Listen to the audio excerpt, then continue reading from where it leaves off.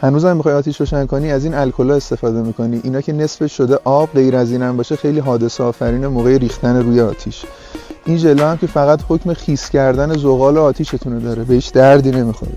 من امروز بهت یه چیزی آموزش میدم که هم خیلی راحت تره، هم خیلی ارزون تره و علاوه بر همه اینا خیلی بهتر آتیشتو روشن میکنی.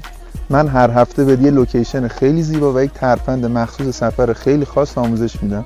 حالا چیزایی که میخوای، یه صابونه که تو خونه همه هست، یک حلالی مثل بنزین، تینر فوری یا گازوئیل میتونی از همش استفاده بکنی. دیزل هم فکر کنم گنج پیدا کرده اینجا.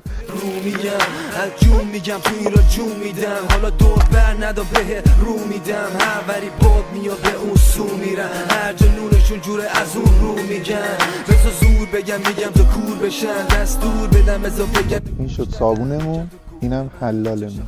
1/3 رو بریزی کافی. درشو میبندیم، یه مقدار تکون بدید، یه بافت یک دستی پیدا میکنه. با کوره پر وسط زوده هنو قبول ظهور من.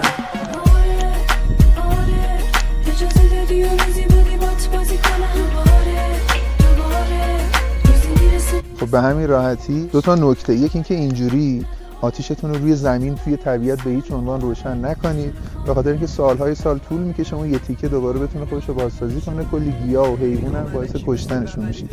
نکته دومم یه تشکر ویژه از گروه ساج‌ورک بابت این آتشدان با کیفیتشون که میتونید ازش به عنوان باربیکیو هم استفاده کنید. پیجشون رو میذارم توی کپشن، حتما برید داخل پیجشون، محصولاتشون رو ببینید و با خیال راحت ازشون خرید بکنید. مرسی.